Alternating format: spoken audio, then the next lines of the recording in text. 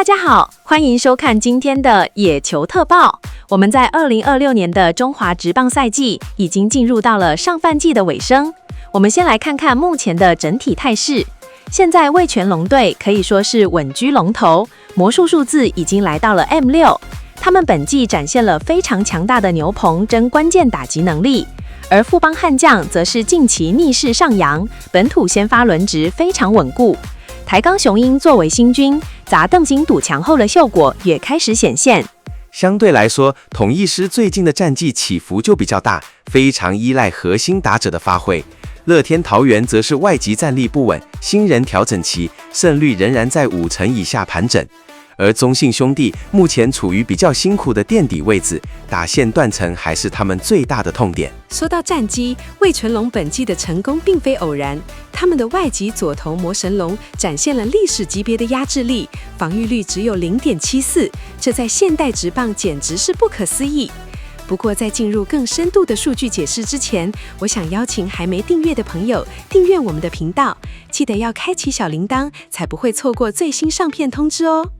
如果想支持我们产出更多深入的分析，也超级欢迎加入频道会员，给频道再实质的鼓励哦。在我们进入上周赛事回顾前，我还先考大家一个问题。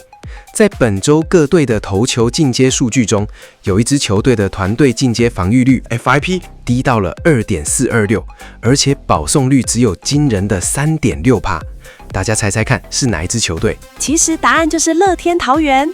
尽管他们整体的胜率是倒数第2名，但他们的投手群在上周实质内容其实很不错，这点从 FIP 这个不考虑守备因素的纯投手数据就能看出来。是的 ，FIP 能反映投手对于比赛的真实控制力。乐天桃园的投手群非常积极攻击好球带，所以保送率才能压得这么低。反观台钢雄鹰，虽然他们上周的团队防御率 ERA 是全联盟第一的 2.423， 但他们的 FIP 却高达 3.575， 这中间超过1的差距，显示他们非常依赖守备的超水准发挥，也就是运气成分比较重。这一点真的很有趣。我们再看打击的部分，统一 7-Eleven 狮上周的攻击效率非常惊人，加权上垒率 WOBA 达到了 0.334。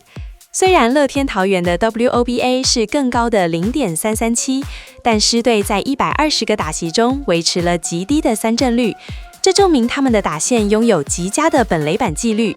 富邦悍将的情况也值得讨论，他们上周虽然拿到2胜，但团队打击率竟然只有 0.211， 可是为什么他们还能赢球？因为他们的纯长打率 ISO 高达 0.133， 加上保送率 12.3%， 这让他们的 WOBA 维持在 0.325 的水准。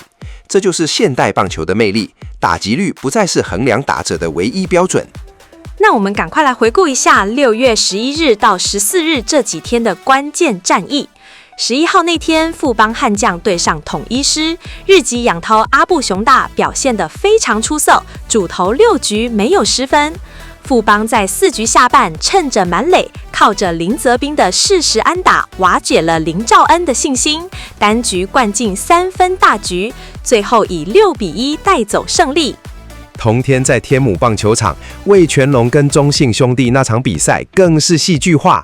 前6局是0-0的僵局，7局上中信兄弟好不容易在满垒时靠着适时安打拿了3分，结果9局下半狂龙军团觉醒，郭天信击出长打攻占2-3垒，最后由朱玉贤敲出2分打点的再见安打，以4-3气走兄弟，把魔术数字降到 M7。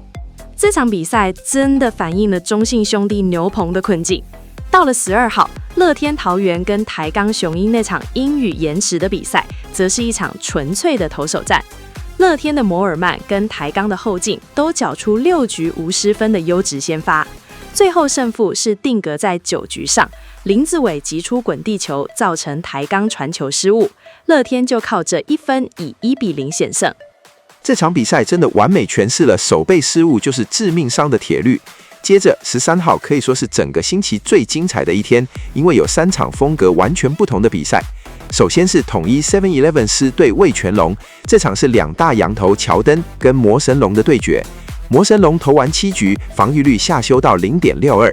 没想到8局上魏权换上陈冠伟后，狮队单局狂灌5分。那场比赛，陈杰宪真的太神了，单场5支5的表现，包括在8局上的40安打，完全是狮队赢球的功臣。同天在洲际棒球场，乐天跟中信兄弟鏖战了12局，最后竟然是因为中信2垒跑者林瑞君提前离垒，经过重播辅助判决，变成第3个出局数，双方以9-9握手言和，这结局真的让人意想不到。不过13号最让全台湾球迷疯狂的，绝对是台钢雄鹰的黄子鹏。他在客场挑战富邦悍将，只用了93球就完成了一场无视死球的完封胜，带领台钢以9-0狂胜。这不只是赢球，更是一场艺术。我们晚点一定要深入拆解这场比赛的进阶数据。接着是14号富邦悍将立刻怀疑颜色，焦点在本土投手李东明身上。那场比赛因为大雨暂停了整整2个小时，但李东明在这么长的中断后，竟然选择继续登板。他最后主投5局无失分，拿下本季第8胜。加上范国成跟王以诚的全垒打火力支援，富邦以7-0完封台钢。同一天，统一狮又跟味全龙陷入苦战，陈杰宪再次展现英雄命格。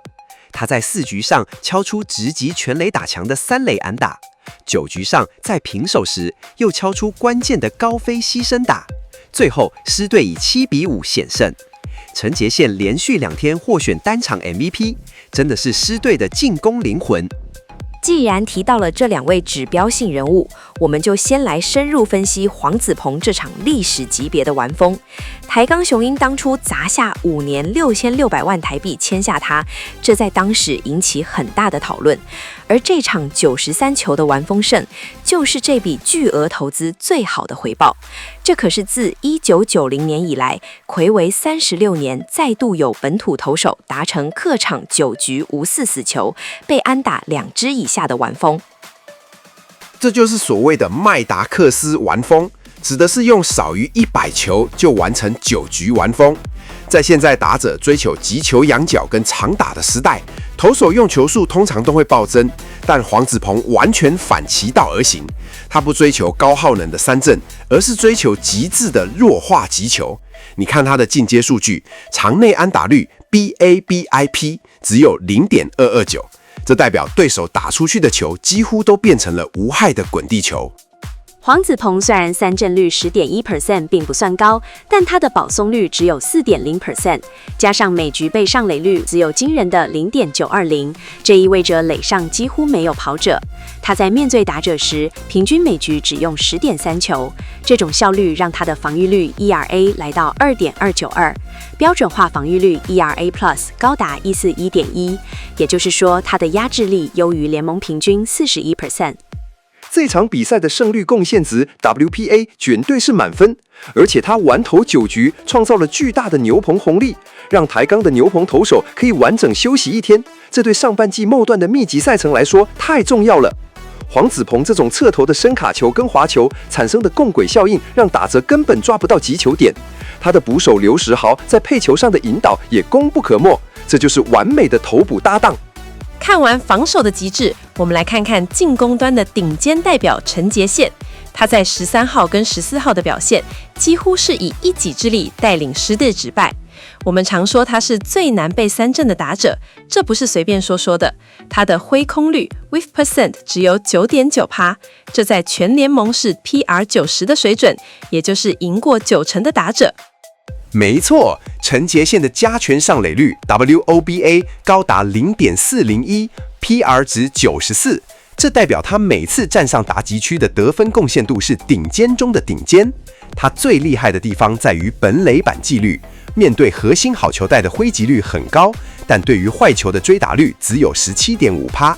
他不需要打很多全垒打，他的纯长打率 ISO 0.137也是 PR 91，因为他能把球打向外野空隙，变成2、3垒安打。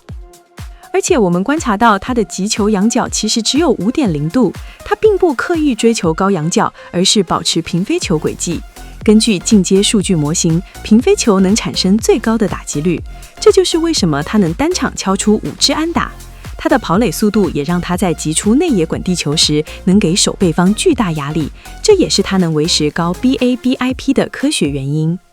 陈杰宪在关键时刻的胜率贡献 WPA 真的太强了。他在9局平手时的高飞牺牲打，或者是得点圈有人的适时安打，都让球队的得分期望值 R124 大幅提升。当他这种前段棒次核心球员频繁上垒，就会迫使对方投手改变配球策略，增加失投的几率，进而带动整队的进攻引擎。提到14号那场比赛，我们绝对不能略过富邦悍将的李东明。在雨中中断2个小时后继续投球，这在现代运动医学看来其实是高风险的行为。一般来说，投手的肌肉冷掉之后重新热身，很容易造成肩关节旋转肌袖或是手肘韧带的受伤。但富邦的日籍教头后藤光尊却让他继续投。这确实是非常大胆的决策。通常暂停超过1小时，球队为了保护先发投手都会换人，但李东明表达了强烈的续投意愿，这显示了他的体能储备跟肌肉恢复能力异于常人。他在重启后还能维持球速跟控球，最终5局只被打1支安打，这证明了他扎实的重训基础。这不只是调度，更是教练对球员意志力的信任。这种调度成功后，对球队向心力的凝聚效果是惊人的。李东明借此拿下了半季8连胜，创下球团纪录。富邦悍将也因为这股气势，冲到了战绩排行榜的第2名。这场历经2小时大雨的胜仗，很可能会成为富邦本季团队精神的一个重要里程碑。总结这几天的战况，除了味全龙持续独走，封王数字来到 M6外，我们还可以看到第2名富邦与台钢竞争激烈，还有统一狮陈杰宪的进攻引擎，都让下半季的走向充满变数。今天跟大家聊了这么多，从战绩趋势到黄子鹏、陈杰宪的深度解析，希望大家在看球时能有更多的乐趣。不管是重金补强的策略，还是本土球员的自我突破，都让人对接下来的比赛充满期待。希望今天的数据拆解能帮助大家更了解球场上的博弈。如果你喜欢我们的分析，别忘了跟身边的好朋友分享。好的，非常感谢大家今天的收看，别忘了持续锁定野球特报，我们会为你带来最及时、最深度的职棒解析。我们下次见喽，拜拜。